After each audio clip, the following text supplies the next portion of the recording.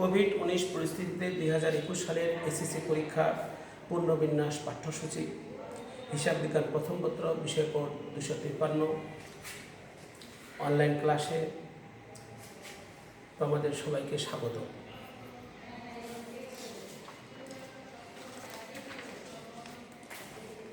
আমাদের পূর্বে আলোচনা হয়েছে ব্যাংক সমন্বয় বিবরণী লেকচার 1 এবং লেকচার 2।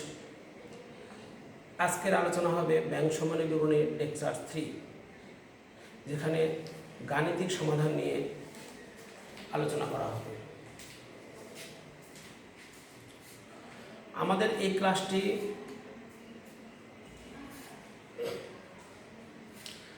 একাদশ এবং দ্বাদশ আমরা এই ক্লাসগুলি উভয় দেখতে পারবো, কারণ আমাদের এই সিলেবাস একাদশ দ্বাদশ দুই শ্রেণীতেই রয়েছে। আজকের অনলাইন ক্লাসে আমি মোহাম্মদ হানিফুর রহমান, প্রভাষক ও বিভাগীয় প্রধান, হিসাব বিজ্ঞান বিভাগ, আদর্শ মহাবিদ্যালয়, দিনাজপুর। আশা করি আপনারা ভালো আছেন। বর্তমান পরিস্থিতিতে সবাই ভালো থাকো এই কামনা করে আজকের আমরা ব্যাংক রিকনসিলিয়েশন অর্থাৎ ব্যাংক সমন্বয় বিবরণীর গাণিতিক কিছু বিষয় নিয়ে আলোচনা করব। পূর্বের লেকচারে একটু ফিরে যাই। আমাদের লেকচার 1 তৃতীয় অধ্যায় ব্যাংক সমন্বয় বিবরণীর ধারণা, ব্যাংক সমন্বয় বিবরণীর উদ্দেশ্য নিয়ে আলোচনা করা হয়েছে। লেকচার 2 নগদান বই এবং পাস বইয়ের কিছু গড়মিলের কারণ নিয়ে আলোচনা করা হয়েছে। এখন আমরা নগদান বই এবং পাস বইয়ের গড়মিলের কারণগুলির বাস্তব রূপ নিয়ে কিছু গাণিতিক সমস্যাকে সমাধান করব। আশা করি তোমাদের ক্লাসগুলি ভালো লাগবে।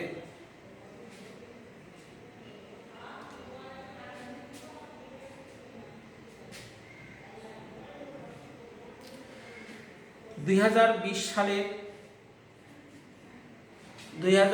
সালের 30 জুন তারিখে তিতাস স্প্রের নগদান বই অনুযায়ী ব্যাংক জমা উদ্বৃত্ত 95,000 টাকা।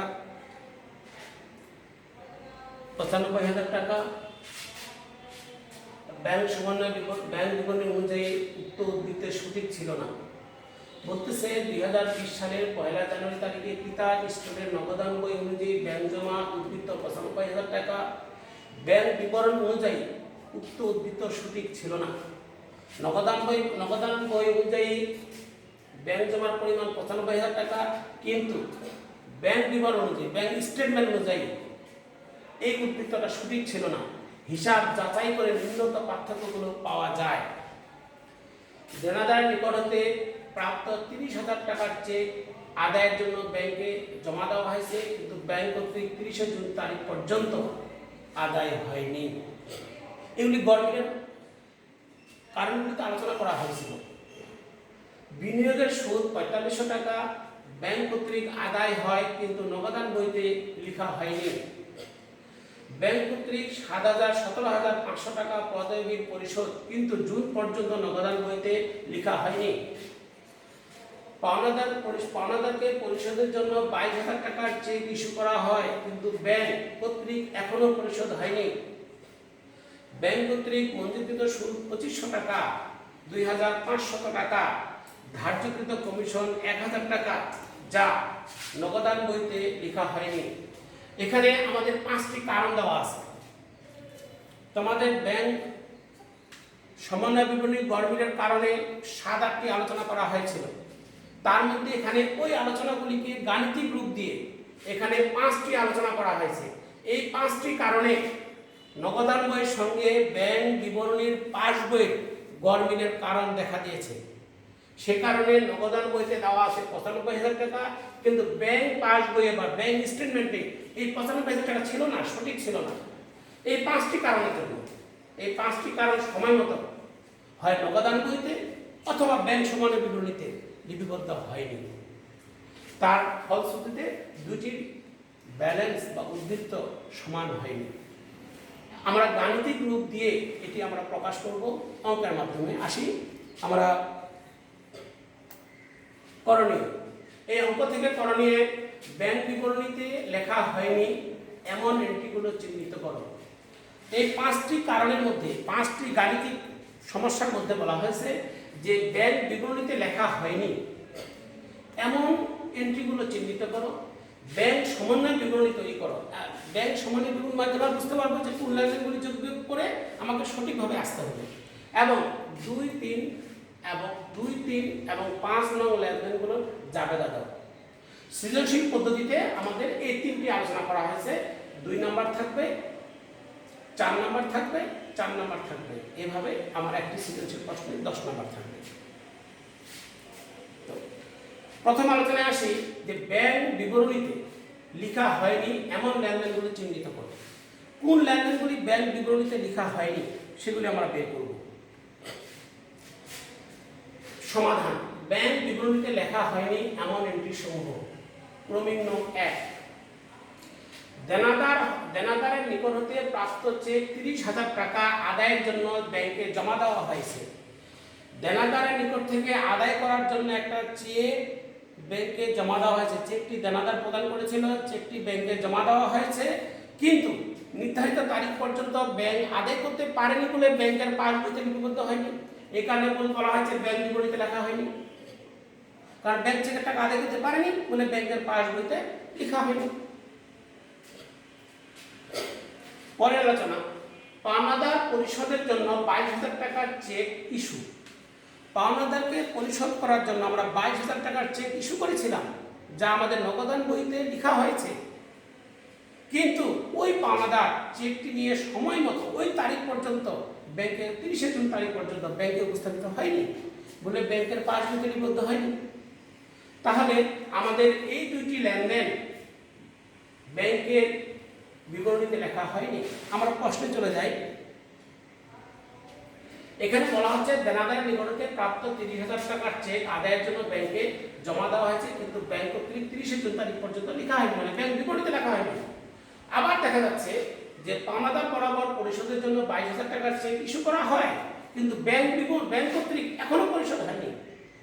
তাহলে এই 2টি লেনদেন 1 নম্বর এবং 4 নম্বর এই 2টি লেনদেন ব্যাংক বিবরণীতে এখন পর্যন্ত 30 জুন তারিখ পর্যন্ত লেখা হয়নি, তাই গরমিলের কারণ দেখা দিয়েছে। সৃজনশীল প্রশ্ন খ, ব্যাংক সমন্বয় বিবরণী তৈরি করো।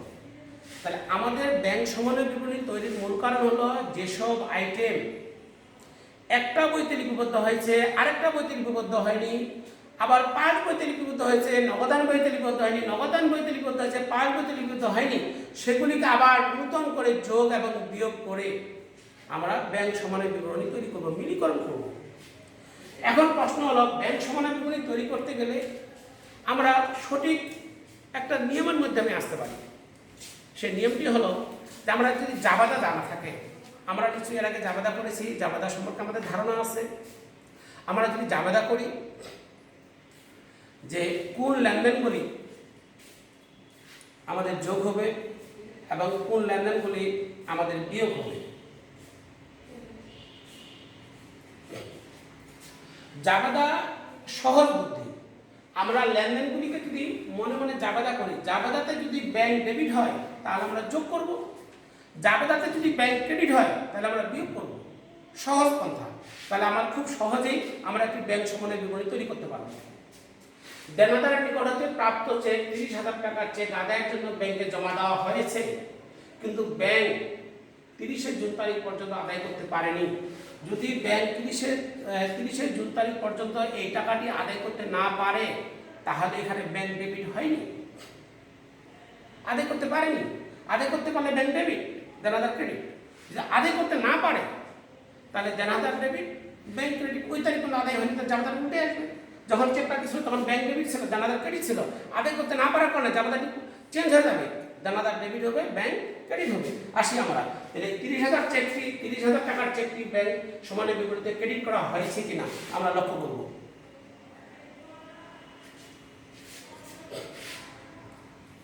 ব্যাংক সমন্বয় বিবরণী সম্পর্কে একটু বলি। এর দুটা সাইড থাকবে, যোগ এবং বিয়োগ। নগদান বই অনুযায়ী ব্যাংক জমার উদ্বৃত্ত দিয়ে যদি আমরা আরম্ভ করি তাহলে প্রাপ্তিগুলি যোগ হবে, পাওয়া গেছে যোগ হবে, পরিশোধ হয়েছে কিন্তু পরিশোধ হয়নি, মানে চেক দেওয়া হয়েছে কিন্তু পরিশোধ হয়নি সেটাও যোগ হবে, আবার পরিশোধ হয়েছে সেটা বিয়োগ হবে, সমস্ত প্রকার খরচ পরিশোধ করা হয়েছে বিয়োগ হবে, কোনো সুদ, বিনিয়োগের সুদ, জমার সুদ, ব্যাংক জমা, এক কথা পাওয়া গেলে আমরা ডেবিট করব, অথবা আমরা জামানা দিয়ে যেতে পারি। তাহলে 1 নম্বর আইটেমে বলা হয়েছিল যে দেনাদার কর্তৃক 30,000 টাকার চেক ব্যাংকে জমা দেওয়া হয়েছে কিন্তু আদায় হয়নি, আদায় না হওয়ার কারণে আমার জমার টাকা কমে যাবে। সেক্ষেত্রে দেখেন আদায়ের জন্য ব্যাংক জমাকৃত চেক ব্যাংক কর্তৃক আদায় হয়নি, বিয়োগ করা হয়েছে, কারণ এটি জামাদা করলে দেনাদার ডেবিট হবে, ব্যাংক ক্রেডিট হবে, এবং ব্যাংক ক্রেডিট করার কারণে এটি বিয়োগ হয়ে গেল। নেক্সট,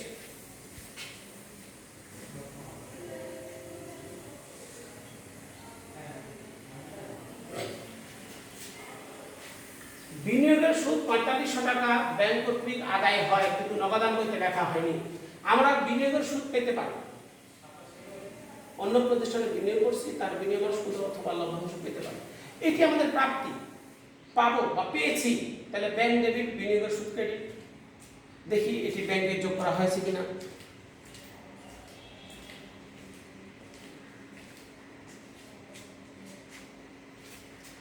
ব্যাংক কর্তৃক বিনিয়োগের সুদ আদায় নগদান বইতে বিরুদ্ধে প্রাপ্তি, আমরা যোগ করব নগদান বইয়ের সাথে, অথবা এটি ডেবিট, জাবেদা করলে ব্যাংক ডেবিট, বিনিয়োগের সুদ ক্রেডিট, সে কারণে আমরা এটি যোগ করব। আচ্ছা, পরের এটাতে দেওয়া আছে যে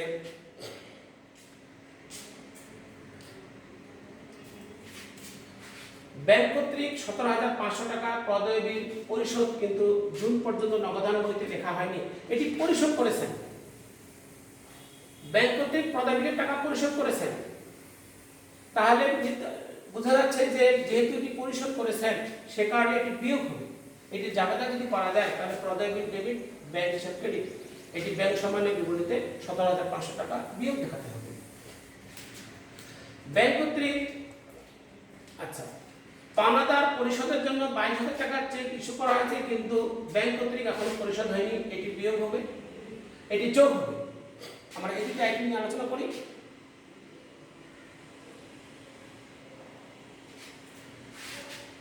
ব্যাংক কর্তৃক প্রদেয় বিল পরিশোধ, আমরা স্বাভাবিক জানি যে টাকা পরিশোধ হয়েছে, বিয়োগ হবে 17,500 টাকা। আবার পাওনাদার ইস্যুকৃত চেক পরিশোধ করেছি কিন্তু ব্যাংক থেকে পরিশোধ হয়নি, চেকটা ব্যাংকে উপস্থাপিত হয়নি, সে কারণে এটি আবার ফিরে আসবে, এখানে এটি ডেবিট হবে, যোগ ব্যাংক ডেবিট, এখানে ব্যাংক ডেবিট, এটা জাবেদা করলে ব্যাংক ক্রেডিট হবে। এর পরবর্তীতে আমরা দেখতে পারি যে ব্যাংক কর্তৃক মঞ্জুরকৃত সুদ, অর্থাৎ আমি ব্যাংকের টাকা জমা রেখেছিলাম, আমার সে সুদ দেওয়া হয়েছে, সুদ মঞ্জুর করা হয়েছে, আমার ব্যাংকের ব্যালেন্স বৃদ্ধি পেয়েছে, এটি নগদান বইতে ভুল করে লিপিবদ্ধ হয়নি, সেটি আমরা এখানে ব্যাংক কর্তৃক মঞ্জুরকৃত সুদ নগদান বইতে যোগ করব। জাবেদা যদি করি তাহলে হবে ব্যাংক ডেবিট, মঞ্জুরকৃত সুদ ক্রেডিট। অপরদিকে ব্যাংক কর্তৃক ধার্যকৃত চার্জ বা কমিশন, ধার্যকৃত চার্জ বা কমিশন যদি আমরা ব্যাংক আমার অ্যাকাউন্ট থেকে আমার অনুমতি সাপেক্ষে বা অনুমতি দেওয়া আছে সেই সাপেক্ষে আমার কমিশন, ধার্যকৃত চার্জ বা কোনো বীমার টাকা প্রদান করে থাকে, তাহলে সেটা আমার নগদান বইতে আসে নাই, সে কারণে আমার এখানে ব্যাংক কর্তৃক ধার্যকৃত কমিশন বা চার্জ বিয়োগ করবো। এটি যদি জাবেদা করতে যাই তাহলে জাবেদা হবে কমিশন, ব্যাংক চার্জ বা বীমার টাকা ডেবিট, ব্যাংক ক্রেডিট, সে কারণে ব্যাংক থেকে বিয়োগ করা হবে। এখন আমরা আসি 95,000 টাকার সঙ্গে 4500 টাকা বিনিয়োগের সুদ পেয়েছিলাম, পাওনাদারকে পরিশোধ করতে পারিনি 22,000 টাকা ব্যাংক জমাকৃত সুদ, আমরা ব্যাংক জমা মঞ্জুরকৃত সুদ পেয়েছি 2500 টাকা, মোট যোগফল 29,000 টাকা। 95,000 টাকার সঙ্গে আমার 29,000 টাকা বৃদ্ধি পাবে, মোট দাঁড়াবে 1,24,000 টাকা। এর মধ্যে আমরা যেগুলি পরিশোধ করেছি তা আমার 1,24,000 টাকা থেকে বাদ যাবে। আদায়ের জন্য জমাকৃত চেক আদায় করতে পারিনি, যেটা বেশি যোগ করা হয়েছিল, সেটা আমরা বিয়োগে দিলাম 30,000 টাকা। ব্যাংক কর্তৃক প্রদেয় বিল পরিশোধ 17,500 টাকা, ব্যাংক কর্তৃক ধার্যকৃত কমিশন 1,000 টাকা, মোট 48,500 টাকা আমার অ্যাকাউন্ট থেকে পরিশোধ করা হয়েছে। 1,24,000 টাকা থেকে 48,500 টাকা বিয়োগ করলে 75,500 টাকা দাঁড়াবে ব্যাংক বিবরণ মোতাবেক ব্যাংক জমার বৃত্ত। তাহলে এই ৭৫,৫০০ টাকায় আমার সঠিক, এটি আমার ব্যাংক সমানের বিবরণী, এটিকে আমরা ব্যাংক সমানের বিবরণী বা নগদান বই পাস বইয়ের মধ্যে মিলিকরণের হিসাব বিবরণী বলতে পারি। এটি একটি নির্ধারিত সময়ের শেষে করা হয়।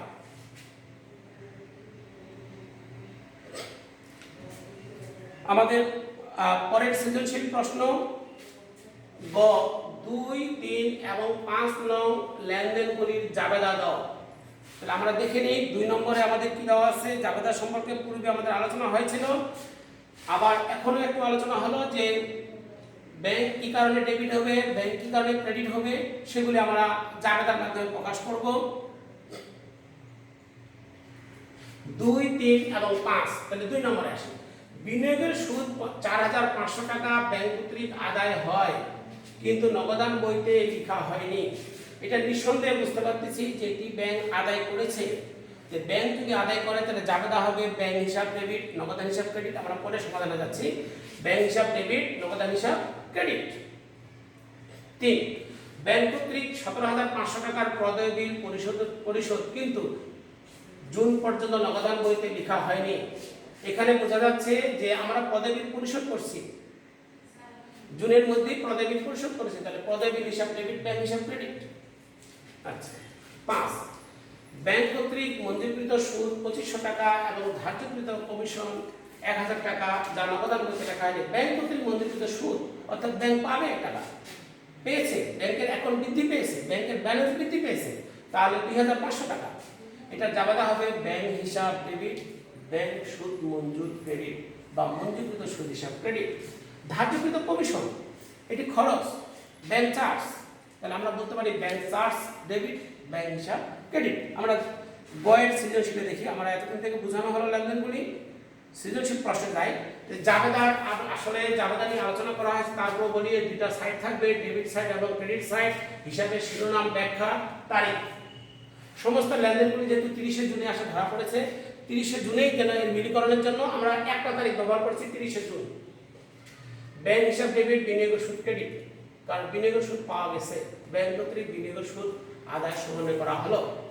৩, প্রদেয় বিলের টাকা পরিশোধ করেছে ৩০শে জুনের মধ্যে, তাহলে প্রদেয় বিল হিসাব ডেবিট, ব্যাংক ক্রেডিট, ব্যাংক প্রদান করেছে, প্রদানকারী ব্যাংক ক্রেডিট ১৭,৫০০ টাকা। ব্যাংক ৫ নম্বরে দুটি লেনদেন আছে। ব্যাংক সুদ মঞ্জুর অর্থাৎ ব্যাংক হিসাব ডেবিট, ব্যাংক সুদ ক্রেডিট ২,৫০০ টাকা। ব্যাংক সুদ সমন্বয় করা হলো। ব্যাংক চার্জ, এটি আমার অ্যাকাউন্ট থেকে খরচ কেটে নেওয়া হয়েছে, সে কারণে একে খরচ ধরা হবে, ব্যাংক চার্জ।